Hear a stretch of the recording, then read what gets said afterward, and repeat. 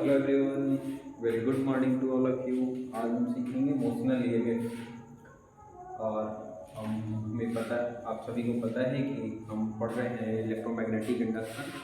उसी का एक इम्पॉर्टेंट टॉपिक है इमोशनल ईएमएफ। तो चलिए आज का हम सेशन शुरू करते हैं। उससे पहले मोस्ट वेलकम आप सभी स्टूडेंट्स को मेरे प्यारे से चैनल फिजिक्स नीट जी पे।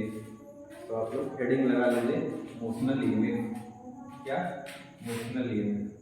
हमें देखिए गिवन क्या है, कांस्टेंट मैग्नेटिक फील्ड। क्या गिवन है? मैग्नेटिक फील्ड गिवन है कि कांस्टेंट है। और इस मैग्नेटिक फील्ड में एल लेंथ का रॉड जो है ट्रांसलेट कर रहा है, मूव कर रहा है। एल लेंथ का रॉड मूव कर रहा है वी वेलोसिटी के साथ। रॉड का लेंथ एल है, ठीक। एक कंडक्टिंग रॉड है, मैग्नेटिक फील्ड के परपेंडिकुलर मैग्नेटिक फील्ड ऐसे है into the plane of the board और वेलोसिटी ऐसे है। सो उसके परपेंडिकुलर ये मूव कर रहा है, मैग्नेटिक फील्ड के परपेंडिकुलर। तो आपको पता होगा कि इस रॉड में ढेर सारे प्रोटॉन्स और इलेक्ट्रॉन्स होते हैं। तो अगर रॉड वी वेलोसिटी से ऐसे ट्रांसलेट कर रहा है तो हम ये एज्यूम कर सकते हैं ना कि सारे प्रोटॉन्स वी वेलोसिटी से ऐसे ट्रांसलेट कर रहे हैं मैग्नेटिक फील्ड के परपेंडिकुलर। तो अगर कहानी हम एक प्रोटॉन का करें तो एक प्रोटॉन अगर एक charge particle B magnetic field में बी एक कांस्टेंट मैग्नेटिक फील्ड में वी वेलोसिटी से मूव करता है तो उस पर एक मैग्नेटिक फोर्स एक्सर्ट होता है जिसका वैल्यू होता है Q इंटू निकालते हैं V क्रॉस B करने से। तो Q का वैल्यू कितना हो जाएगा? तो charge of proton V cross B। तो देखिए V ऐसे है और B ऐसे है, तो V क्रॉस B करेंगे तो इस पर मैग्नेटिक फोर्स इधर लगेगा या नहीं लगेगा?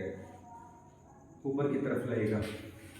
तो ये हो जाएगा V B और दोनों के बीच का एंगल sin 90 डिग्री। V भी sin थीटा होता है ना, तो sin 90 1 हो जाएगा। तो मैग्नेटिक फोर्स का वैल्यू इतना हो जाएगा। अब देखिए ये मैग्नेटिक फोर्स इस प्रोटॉन पे लगेगा तो प्रोटॉन को यहाँ पे रुकने नहीं देगा, ये ला करके यहाँ पे पहुँचा देगा, इस एंड पे जमा कर देगा। साथ साथ एक इलेक्ट्रॉन अगर कंसीडर करेंगे तो प्रोटॉन पे अगर इधर फोर्स लग रहा है तो इलेक्ट्रॉन पे इधर फोर्स लगेगा और मैग्नीट्यूड को इतना ही लगना है क्योंकि वो भी वी वेलोसिटी से मूव कर रहा है, वी मैग्नेटिक फील्ड में रखा हुआ है और ये प्रोटॉन का चार्ज इलेक्ट्रॉन के चार्ज के बराबर होता है। तो मैग्नीट्यूड तो इतना ही होगा, तो उसको ला करके यहाँ पे जमा कर देगा। इस तरीके से धीरे धीरे करके सारे प्रोटॉन्स को, नॉट सारे प्रोटॉन्स को, कुछ प्रोटॉन्स को क्या करेगा, यहाँ पे जमा करेगा और इलेक्ट्रॉन को यहाँ पे जमा करने की कोशिश करेगा। कौन? Magnetic force.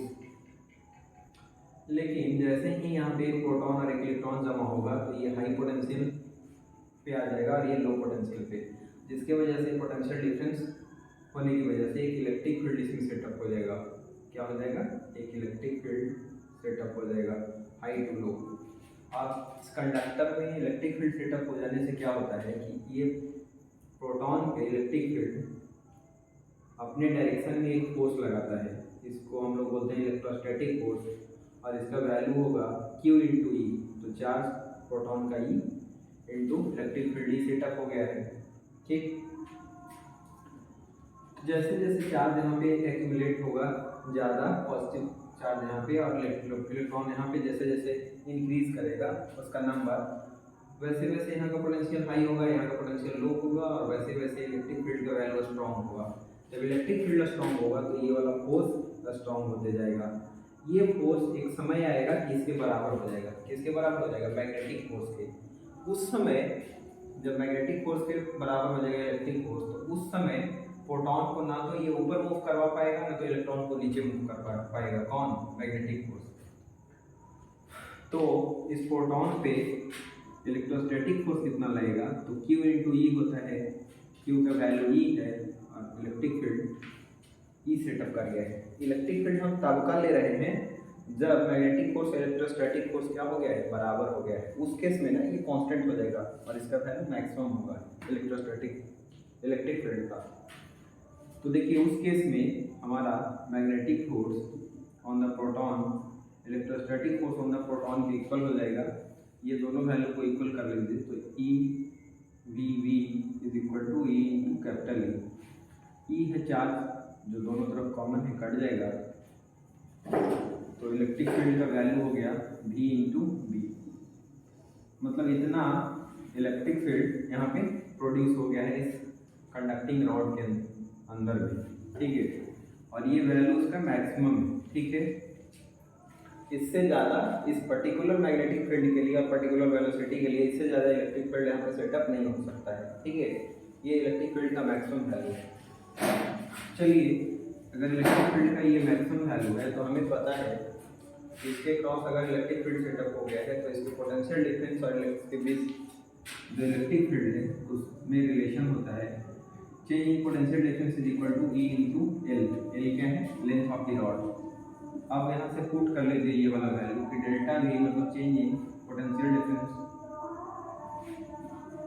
Difference, not change in potential difference, potential difference change in potential terminal of the potential is equal to E का वैल्यू यहाँ पुट कर दीजिए, वी इंटू बी आया है इंटू एल पहले से है, तो इतना इसके एंड्स के क्रॉस पोटेंशियल डिफरेंस प्रोड्यूस हो गया है। अगर हम इसको P बोलते हैं और इसको Q, ये डेल्टा V को हम वैसे भी लिख सकते हैं ना, high potential minus low potential is equal to B, arrange कर लीजिए V L, ऐसे एक साथ याद करिएगा सीक्वेंस में B V L पढ़ते हैं, B V L, ठीक है।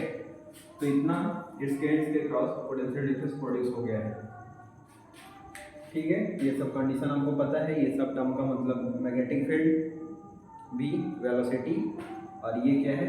लेंथ ऑफ द रॉड, ठीक है। तो आज इतना ही रहने देते हैं, अगले सेशन में हम लोग सीखेंगे इसके वेरिएशंस के बारे में। So thank you for watching my video, we will see again in the new session with new topics.